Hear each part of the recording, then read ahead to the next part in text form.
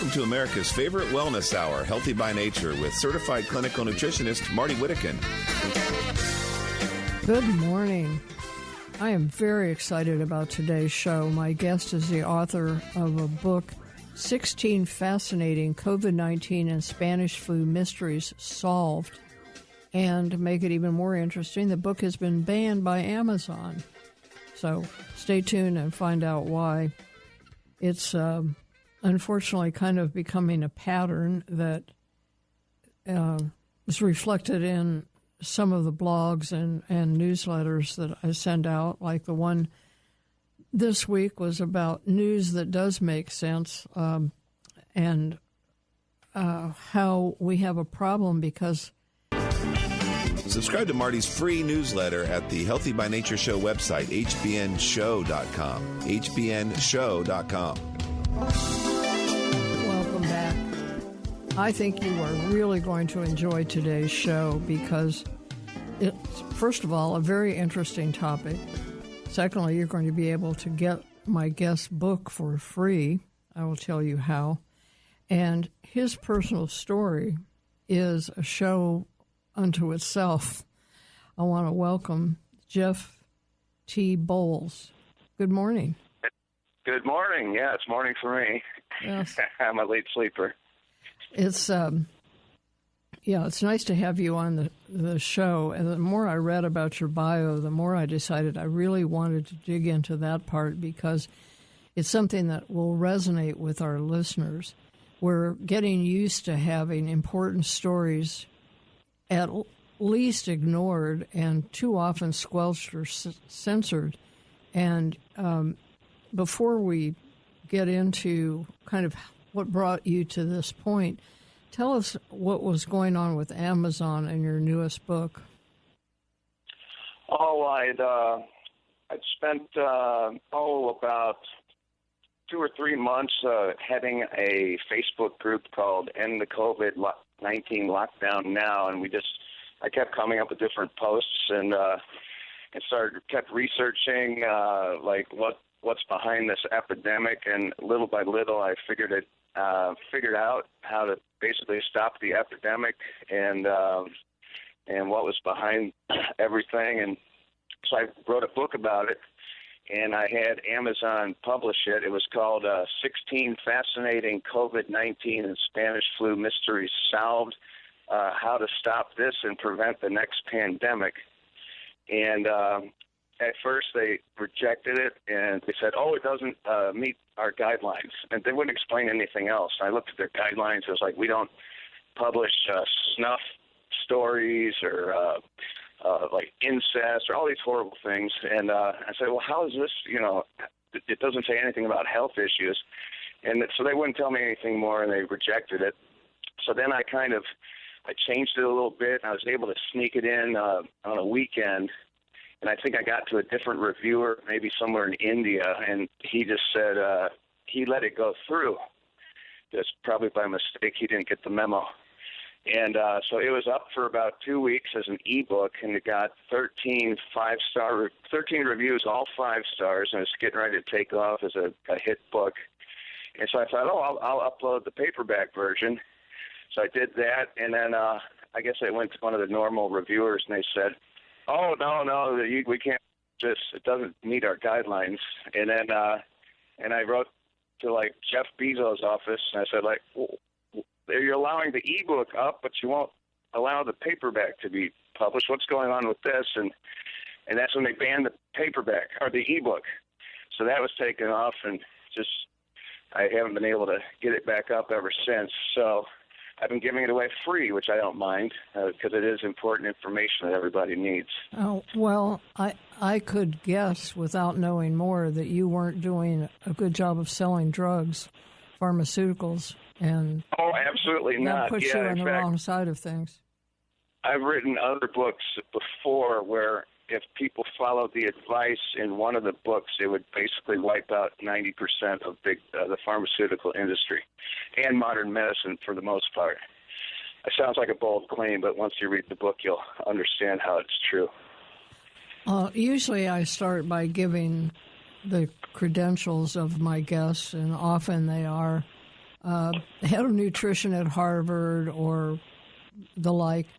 But I have come to find out that the initials after their name don't mean nearly as much as we've been taught that they do. One of our favorite guests, I think, is a kindred spirit of yours, and that's Bill Sardi. He's the one. Oh, yeah, I know him. He liked my book a lot. He's the one that actually tipped me off to look into this. Oh, and yeah, I heard his last interview with you. He's kind of a little bit on the right wing, which is kind of where most of us independent researchers lean. Like Ward Dean is like that, too. I don't know if you've ever come across Ward Dean. Yes, actually. Is he not the TV host? He's...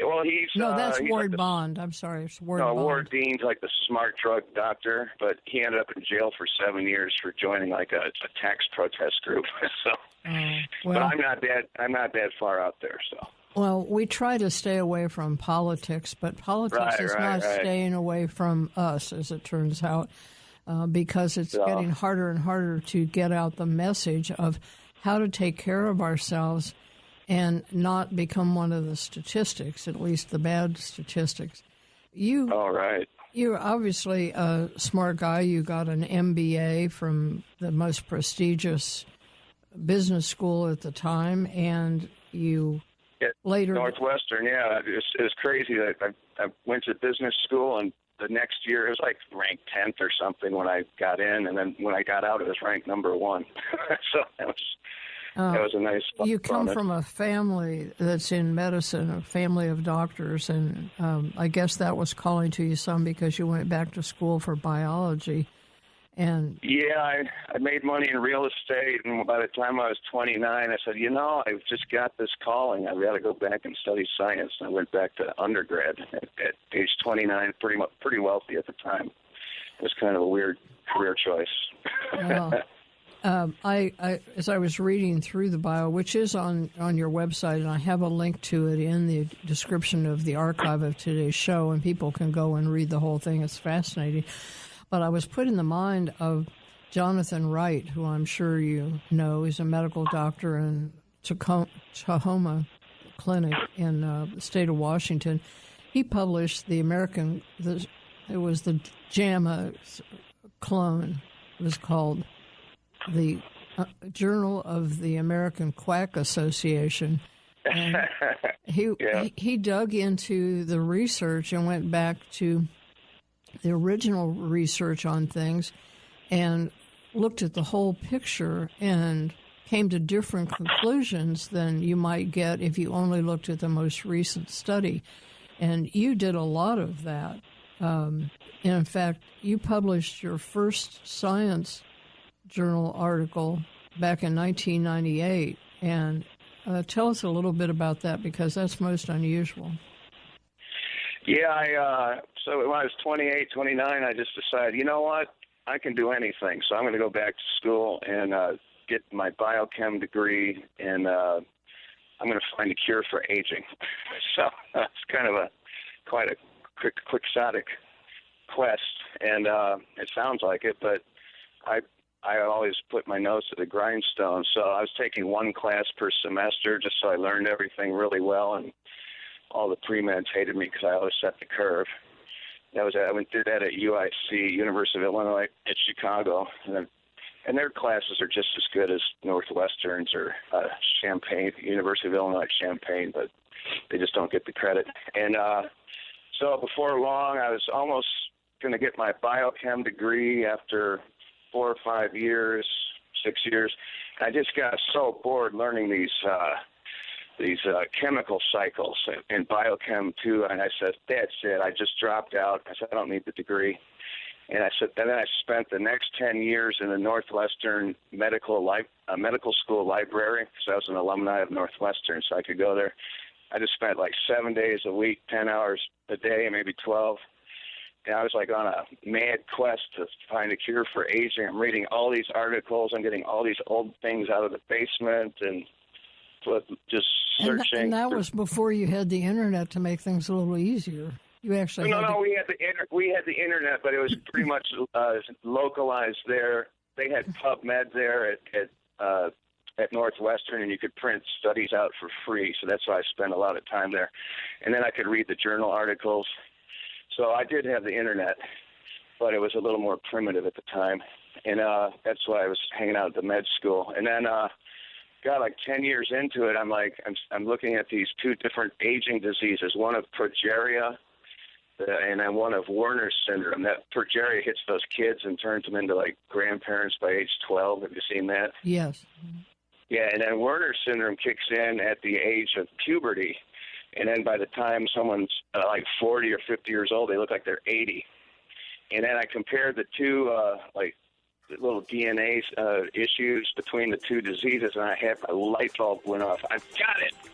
I figured it out, that aging was programmed, and that it was programmed by the methylation of your DNA. That's little carbon, CH3 is a methyl group, and they're like little bumps that sit on top of your DNA.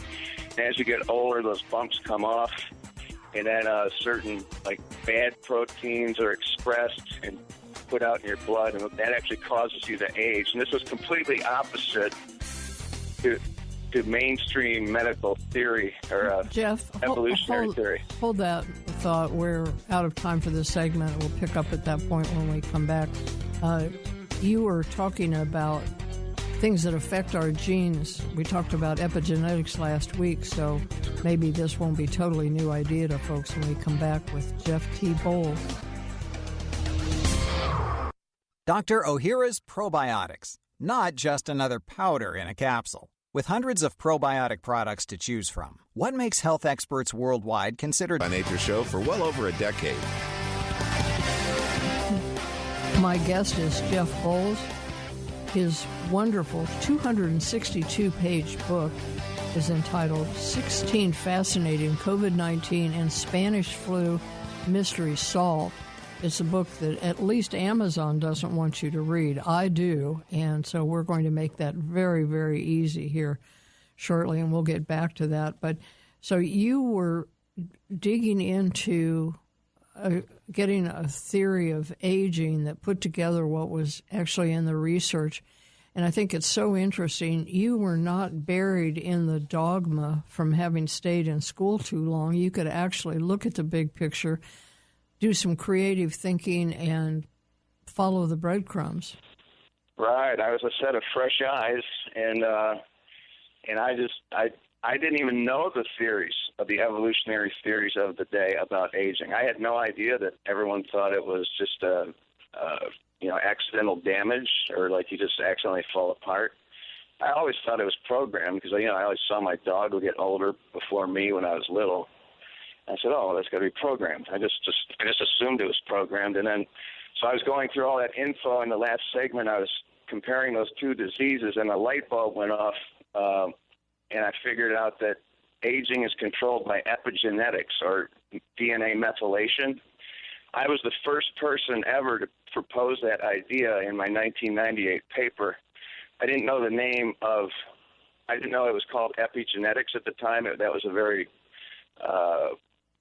isolated word that wasn't used much back then. So my paper just talks all about DNA methylation being related to aging and controlling aging, and that was just one of 6 aging systems. There's other aging systems. But and then the next person to come out and say that, oh, epigenetics controls aging was some guy in 2010 from Stanford named Thomas Rando, and he didn't credit me for being the originator of the idea, because I guess when you search epigenetics, my paper doesn't pop up.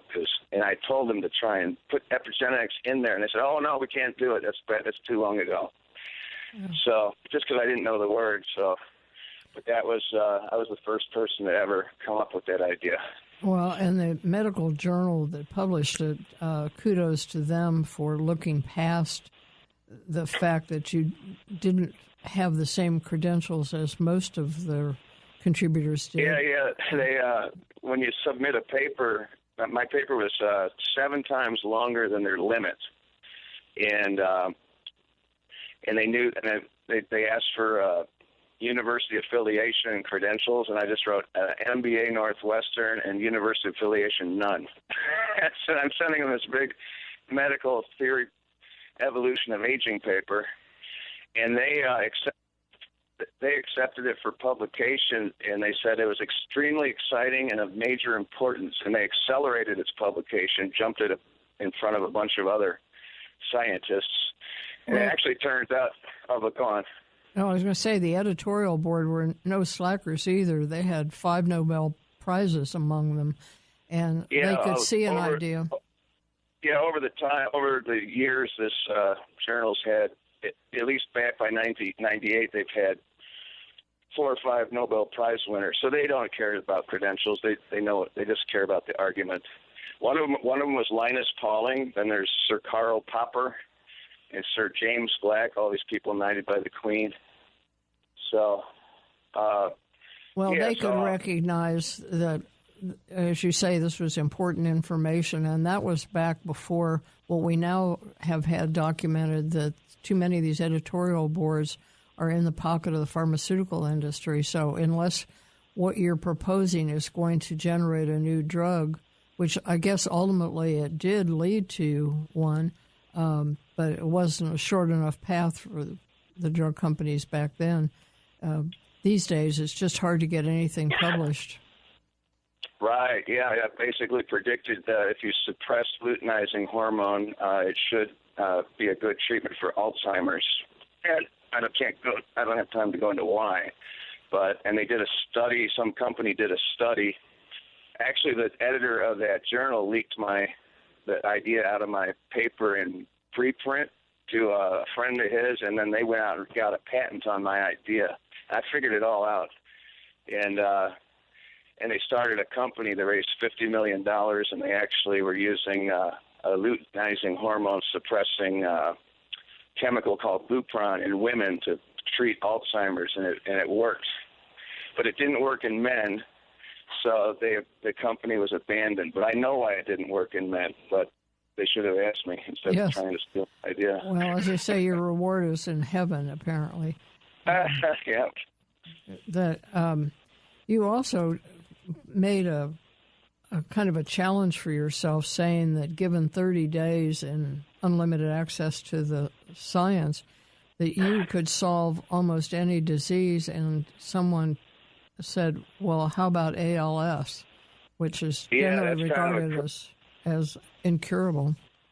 I know, that's a crazy boast, right? So I said, you know what? I better see if I can do it. So it was this woman named, I think her name was Diane, and she had ALS. She got it like at age 60 or so. So I decided the way to do it is you just type in ALS in PubMed. That's got all the science studies going back to 1967, and you just cruise through. You read the abstract of each one of those studies. I mean, you can go through maybe 100 or 200 in a day. And I cranked it up, and there was about 11,000 of them. And so I just started going. I went back to the beginning and started reading every abstract about ALS. It's basically like trying to do a big jigsaw puzzle. So you like some pieces, wow, that's weird. A few of them stand out. There's a lot of repetition. I used to do jigsaw puzzles when I was a kid, and you put the straight edges on one pile and different colors in the other. Right. And so you just work this whole thing like a puzzle. So I keep going through all the abstracts. I saw one that said, well, it's a disease that affects men in a 4-to-1 ratio compared to women. And except at the age of menopause, or at the age of 50 or 60, the ratio goes to 1-to-1. And I read that once. I said, oh, okay, interesting. I'll put that puzzle piece. It didn't set me. I knew it was important, but I didn't know why. And then I saw it again. I think by the time I was gone through about 7,000 of those abstracts, I saw it again. I go, oh, my God, I know why. It's when menopause, at the age of menopause, by the time women are 60, their progesterone goes even lower than estrogen, almost down to 0. And progesterone is like the most the most protective substance on earth for nerves. So I'm thinking, that's why the women start getting ALS at the same rate of men when they're 60, because men go through their lives with very low progesterone. and women have high progesterone, so they're protected until menopause. And so I thought, yeah, you know what? It's got to be the progesterone. And then so I just put that out. Oh, I published a book called The ALS Puzzle Solved with a question mark. And I kind of went through all the emails with the lady with ALS. She never did take my advice to take progesterone. She went out for stem cells, or she was always on going to the next thing that, I don't know, any doctor in a white coat seemed more credible than me. Well, one of the things you discovered was that ALS is seen more often in athletes. Could that be because of the testosterone depressing progesterone? It could be I think it could be more damage to their nerves over the years, just using your nerves in such a strenuous fashion. And concussions and so on. Yeah, so... All right, well, we're getting cut off? A Korean group finally discovered that progesterone works in rats to reverse ALS. Well, good for you. And when we come back, we're going to turn all that brain power onto the COVID-19 and the Spanish flu epidemic that was in the early part of the 19th century that we'll hear about when we come back.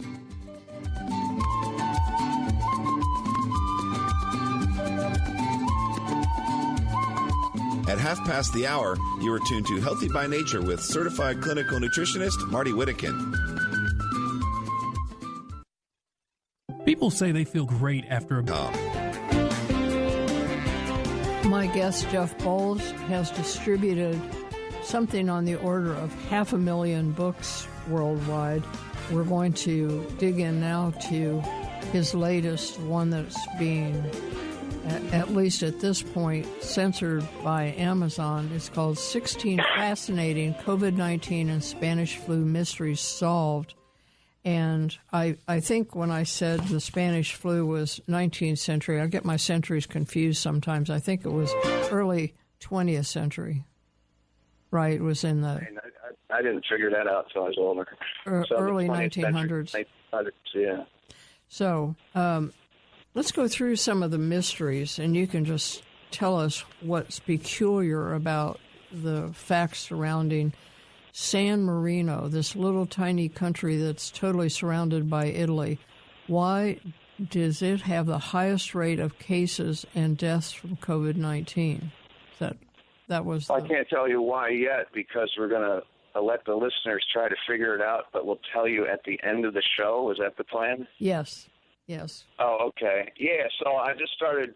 You can go to a website that's worldmeters.info, and then they've got all the up-to-date info about COVID-19 cases and stuff. And there's one, so you get a big chart of all the countries and like how many deaths and cases and this and that.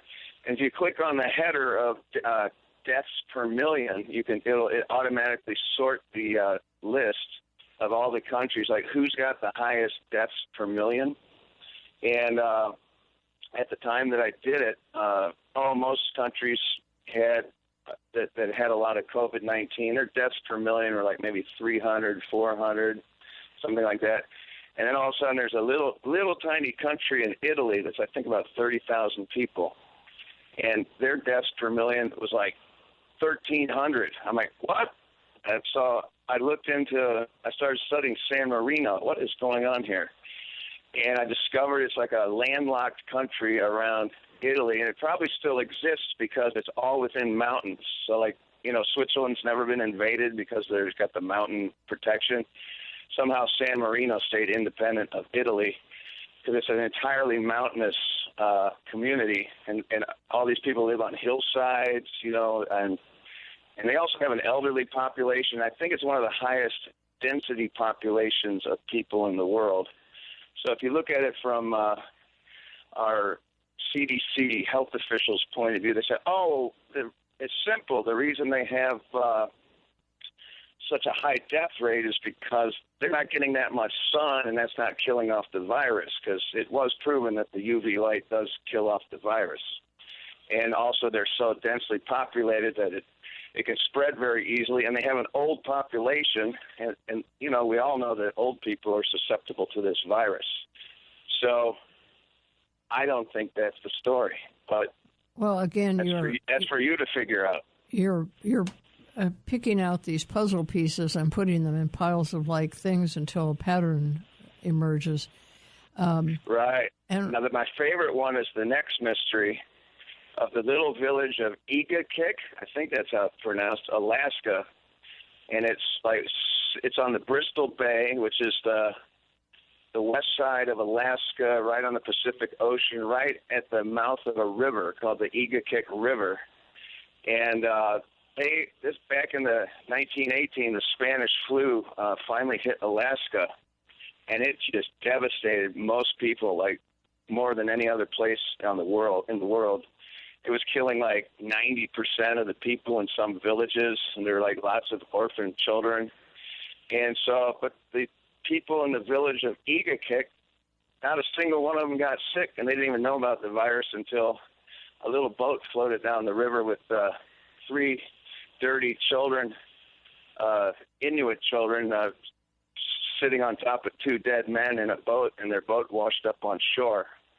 And so they, the people of the town of, it was only about 120 people of Igakik, and they worked at a canning company right there. But they were right there at the water's edge. Well, they went to the village up there, and where the kids came from, it was a grisly sight that just everybody was like dead, and they were talking about people just dropping dead into tracks, and dogs were eating the bodies, and the kids are saying, so the kids were somewhat protected for some reason. So there are all these orphans left in the Spanish flu, but nobody got sick in the village of Igakik, and nobody knows why. But that gave me the idea of the living near the water effect. Somehow this is like what Anthony Fauci would say, well, maybe by the water, it's more humid, it suppresses the virus. Maybe they worked at a canning company, so they're cleaning themselves more often, and no one knows why they got sick. So that's up for you. That's up to you to figure it out. Well, it's a pattern that we see. They can take any factor and somehow wedge it into their preconceived notions of how things are rather than looking at the facts to see if they have something to tell us. And what you're doing is really... They have all sorts of backflips and flip-flops trying to explain it. But I've got like 16 of these mysteries in the book, and I don't know how much time we have for any more of them. I can tell you the most interesting ones. Yeah, well, go ahead. These don't have to be in order. Give us another one. Here's one. So it turns out that I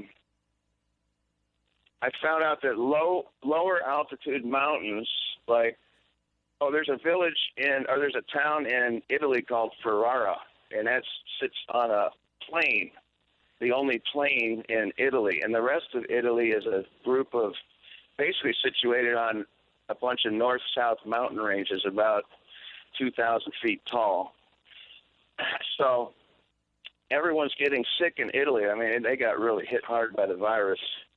But they call this the miracle town of Ferrara. They thought maybe they were protected, somehow had some kind of genetic mutation because nobody was getting sick in Ferrara. But they were out on an open plain, and most of the other people live like in or near these mountains. So the way I could explain it from Dr. Fauci's point of view is, obviously the town of Ferrara is getting more sun, so it's killing off the virus. So nobody's getting sick. It's a town of 120,000, I think. And, the Italians are saying, maybe this is they got genetic differences in Ferrara. But Fauci might say, no, the sun's killing off the virus. If they're in the mountains, the virus can survive because there's less sun. Something like that. And then... there's that music again. That's our clue that we're coming up on a commercial. You have some other interesting ones in here that why do most people infected with COVID-19 never have symptoms? there's the mystery of Fletcher, Vermont, a small town that paid no attention to the Spanish flu in 1918 and nobody got sick. Why is the death rate so much less in Germany than it is in Italy, and so on? We'll clear up these mysteries. Hopefully you have figured this out for yourself, and when you read the book, you can kind of save the answers to the end. We'll be right back with Jeff Bowles. Stay with us. This is Healthy by Nature. I'm Marty Whittekin. Subscribe to Marty's free newsletter at the Healthy by Nature Show website, hbnshow.com. hbnshow.com.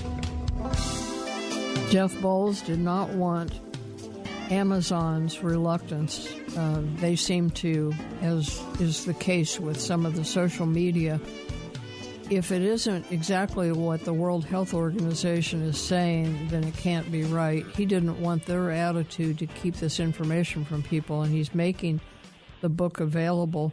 He sent it to me so that I could put a link to it, and you can download it directly from hbnshow.com. On the menu, select Listen, and in the archives, today's date, and there is a link. You click on that link, and the book will come up, and then you just look at the options across the top, and you can download it onto your computer. It's called 16 Fascinating COVID-19 and Spanish Flu Mysteries Solved. So we've kept people in suspense here long enough. Tell us what the common denominator was that you found in all of these interesting cases. Oh, yeah, it's very simple. It turns out when you get enough sun and on your skin every day, you have a higher level of vitamin D3 in your skin or in your body and in the population.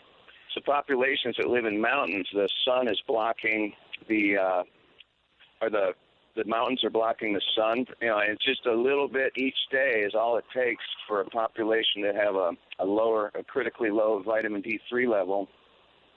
And then when the virus hits people with low vitamin D3 levels, those are the ones that die or get sick. In fact, there's one study, the guy at a hospital, I looked at like 400 or 500 admissions. Not a single person had a vitamin D level of was admitted that had a vitamin D level over 40 nanograms per milliliter. So, and there's another study that shows the severity of the symptoms is all related to vitamin D levels. And vitamin D3 is actually, it's not a vitamin, it's a hormone that your skin makes when the sun shines on it. It has to be strong sun in the summer or spring. And that loads your body up, and the D3 sticks around in your body for months. So if you've got enough D3 in your system, you basically don't even have to worry about the virus. So I was always telling people to take 10 or 20,000 units a day of vitamin D3, and you can.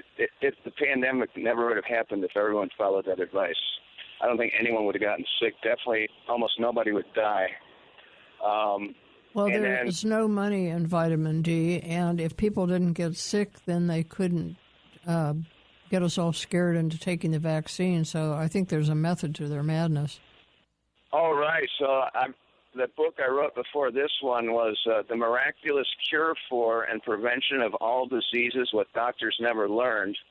And that was a charitable title because I was almost going to call it like How to Take Back Your Health from the Medical Mafia. It's more like a conspiracy of sorts that they've been hostile to vitamin D3 and especially higher doses since it was discovered in the 1920s. In fact, they were building so many hospitals in the 1920s, they were turning it into a profit-making industry. And all of a sudden, that was when the vitamin D3 craze hit. They were putting in hot dogs, beer, anything. And people were taking 25 milligrams a day, and the hospitals went empty. And I think they panicked, and they renamed 25 milligrams of vitamin D. They called that 1 million international units to scare you. And then people, and they said, don't take more than 400 a day. It's dangerous. But that's just enough for kids to not get rickets. That's where your bones are warped. That's not nearly enough for normal health. I mean, if you sit in the summer sun for a half hour, your skin will make like 20,000, an adult's skin will make 20,000 units a day, just half hour sunbathing. So the doctors have been scaring us away from D3 because it's bad for business. Well, and they've scared us away from sunshine, too, but that's a whole nother Oh, right, chapter. And the sunscreen. Oh, and they scared us away from sun lamps. That was making people healthy back in the 30s and 40s. They called it health lamps, and they had babies underneath it, and they later convinced everyone those are medical devices, but they actually worked because they made vitamin D in your skin just like the sun. Here, number 5 on your list, this is kind of a puzzle to me because, as we've learned on this show, people with dark skin have more trouble keeping their blood levels of vitamin D up because the melanin in the skin acts as a sunscreen.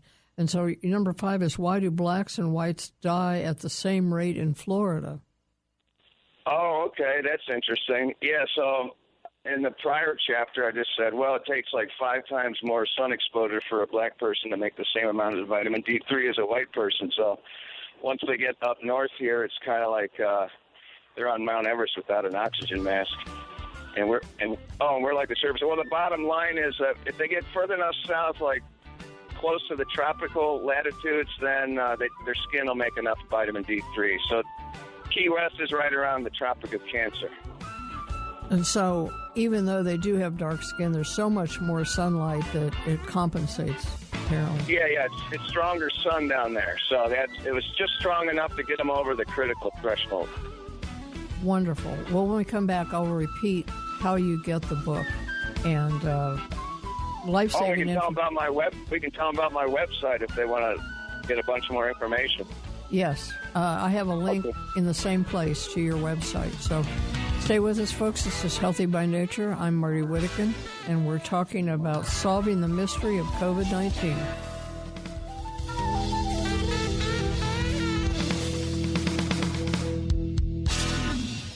Now more than ever, it is important to have a healthy immune. 2216.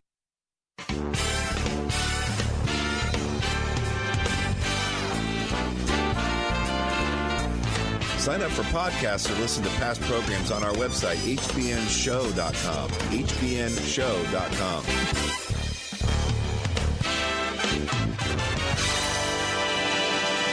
As I was saying when we went to the break, in the description of today's show in the archives, I have a link to Jeff Bowles, and I really recommend going to the website and reading the history because I've found it just fascinating. And this book that you can just click and see it and download it from our website. It's a serious book. It's 262 pages. It's not. It would have been a real typical paperback book if Amazon had decided to let it be published, but we aren't going to keep that information from you, and you can share it with friends. He's not worried about that. He's worried about everybody having the information so we can shut down this pandemic and not have another one. And of course, if you read his other books about vitamin D, then you will know all of the other things that you would be protected from, which is a long list. It's healthybynatureshow.com, or you can shorten it up, hbnshow.com. There's a little menu across the top. You click Listen, and one of the options there is Archives, and you go to Archives and you get today's date, and there you will find the link to the book.